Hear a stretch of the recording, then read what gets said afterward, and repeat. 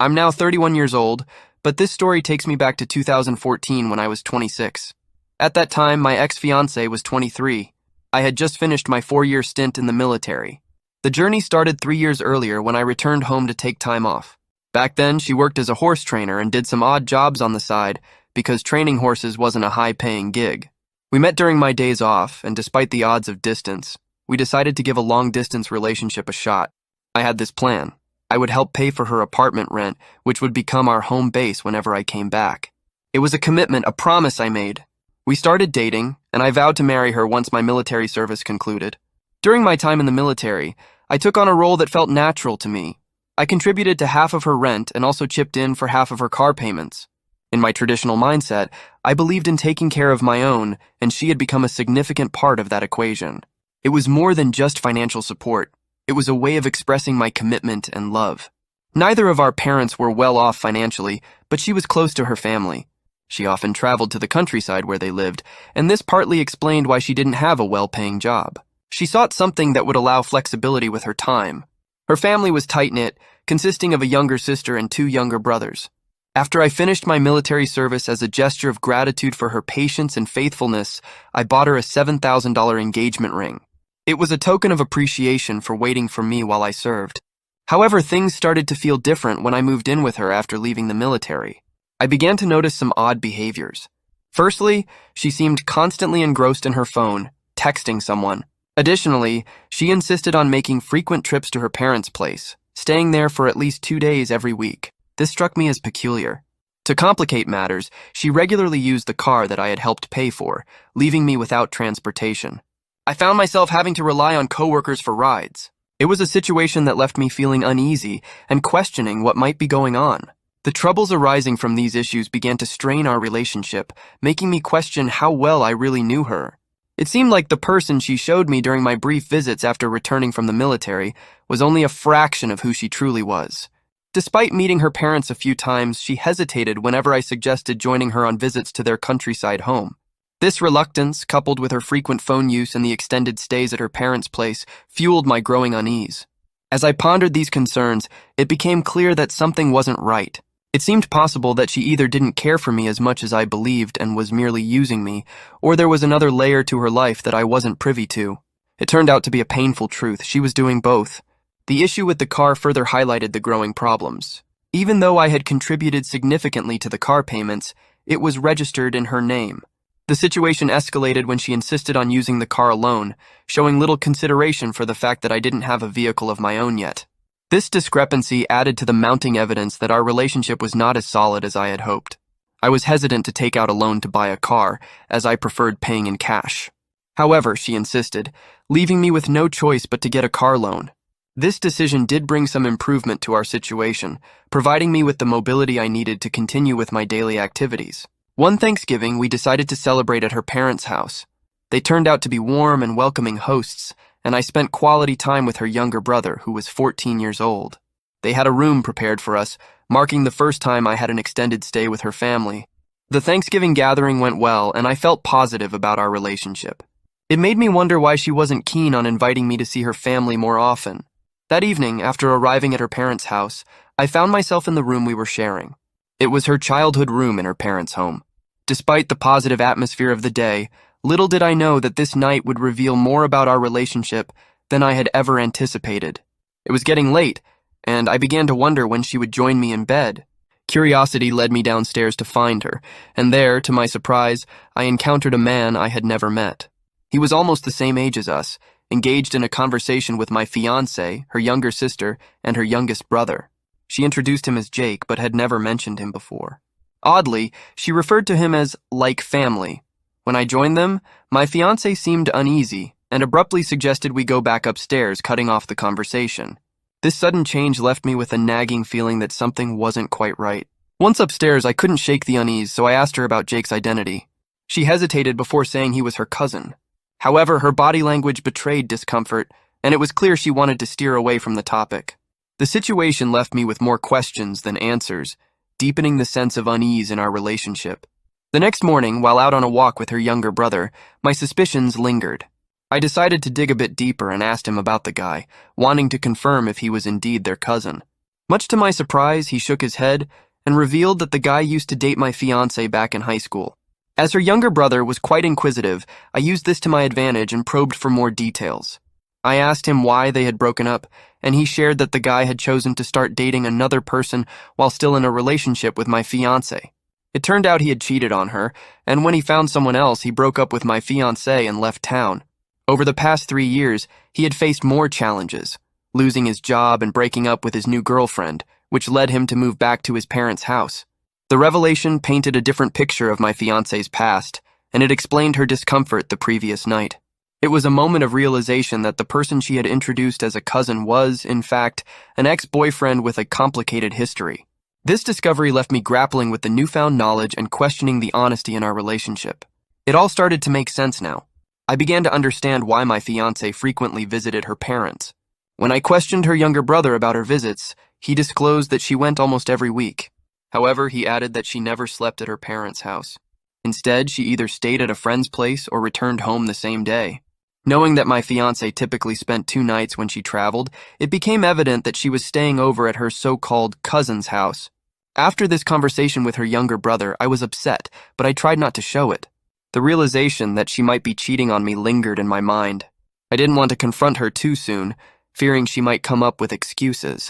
To gather more information, I took a drastic step. I decided to install a GPS tracker in her car. This way, I could find out where she went the next time she visited her parents. Fast forward to the week of Christmas, I told her a white lie, saying I would spend the holiday with my family. Instead, I watched her movements on the GPS tracker. That evening, she drove to her parents' place, and later, she headed to an unfamiliar location, parking there. The dots were connecting, and the suspicion I had been harboring seemed to be turning into a harsh reality.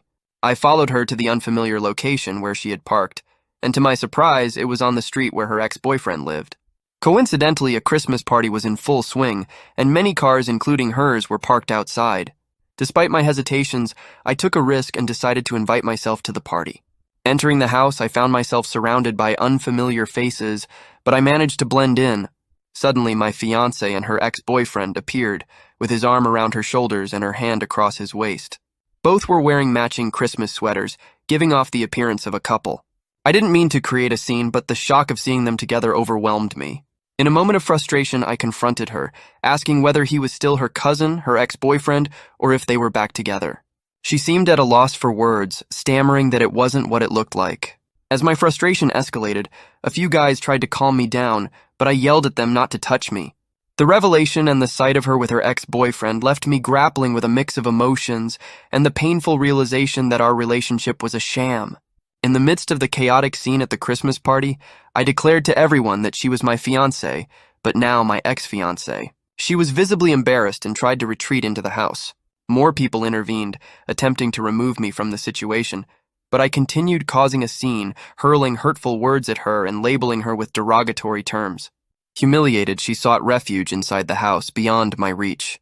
In frustration, I shouted at her to return my ring. As the situation escalated, threats to involve the police were made, prompting me to flee to my car. On the drive home, I attempted to call her, but she refused to answer. When I arrived home, she sent me several text messages denying the affair, but expressing her willingness to break up. She accused me of humiliating her and, in turn, denied any wrongdoing. In response, I texted her demanding the return of the engagement ring. Shockingly, she admitted to having an affair all along, but refused to return the ring. Her rationale was that when she accepted the ring, she intended to marry me and wasn't having an affair at that time. According to her, the ring was a gift, and she felt no obligation to give it back. The revelation left me in horror, realizing that the foundation of our relationship had been built on deception, and the ring that symbolized our commitment had become a contentious point of dispute. Firm in my decision, I told her that unless she returned the ring, she should not expect to come back to the apartment for her belongings. In response, she threatened to involve the police, but I urged her to proceed. Upon returning home, I promptly changed the locks to the apartment. She didn't return until the 2nd of January when I came back from celebrating New Year's at my parents' house. To my dismay, I discovered that she had broken into my apartment, forcibly breaking the locks and taken all her belongings. It was evident she had received assistance, likely from her so-called cousin. The violation left me feeling humiliated and betrayed, especially considering all I had done for her. Despite my anger, I refrained from sending threatening messages or calling her, keeping my emotions hidden. I lacked surveillance cameras to identify who assisted her, but I strongly suspected someone had helped. The two items I deemed most valuable to her were the Ford F-150 truck that I had helped pay off, and the $7,000 engagement ring I had purchased. The incident deepened the sense of violation and disillusionment in the aftermath of our tumultuous breakup. In the aftermath of the tumultuous breakup, I found myself consumed by a desire for revenge. I reached out to a military buddy I had served with who happened to own a junkyard. Sharing my situation with him, I laid out my plan. I wanted her car towed, disassembled, and its parts sold. Surprisingly, he agreed to help, and I hatched a plan. Approaching my boss, I requested a shift change to night hours, even though I typically worked during the day. Fortunately, he agreed. While I was at work, my military buddy utilized the GPS tracker still on her car to locate it at her so-called cousin's house. To conceal his tow truck, he stripped it down and removed its license plate. Once he had the car in his possession, it took less than 6 hours to dismantle and extract all its parts, reducing it to a heap of crushed metal. Meanwhile, my ex-fiancée was left bewildered when she couldn't find her car. Desperate, she began to beg me, claiming she knew it was my doing. In a surprising turn, she offered to return the engagement ring in exchange for information about the car's whereabouts. The revenge plan had unfolded, leaving me torn between the satisfaction of payback and the realization of the lengths I had gone to in seeking retribution. Despite her persistent messages, I remained silent and didn't respond. In desperation, she took the matter to the police, filing a report accusing me of stealing her car. The police called me, but I had a solid alibi. I was at work during the alleged incident. They cleared me of any wrongdoing. Even after the police cleared me, she continued to plead with me, attempting to coax an admission of guilt in exchange for returning the engagement ring. I chose not to engage with her. The absence of her car eventually cost her job, as she couldn't make it to work without it. Aware that I followed her on Facebook, she posted a public message, painting me as a spiteful man who had stolen her car. In her message, she fabricated outrageous lies, accusing me of being abusive and claiming I had assaulted her. Despite the false accusations, I maintained my silence, refusing to be drawn into the web of accusations and drama she was creating. The situation had spiraled into a web of deceit, and I remained steadfast in my decision not to respond to her false claims. Eventually, she changed her relationship status back to her ex-boyfriend, and I received the notification on my phone. It felt like a foolish move on her part, especially considering that they broke up again just 6 months later. If she had been loyal to me, perhaps we could have moved forward and gotten married. However, life took its course and I met another girl. We connected, got married, and this time, I didn't invest in an expensive ring. I made it clear to her that if she cared more about showing off the ring than our relationship, she could show herself out. Fortunately, she understood my perspective, and we built our relationship on trust and understanding. As for the car revenge plan, after my military buddy sold the car for parts, I ended up with about $5,000, and he kept the rest. It wasn't the same as the hard-earned $7,000 I had spent on the engagement ring, but I learned to live with the outcome. Life moved on, and I found happiness in a new relationship that was built on genuine connection and mutual respect.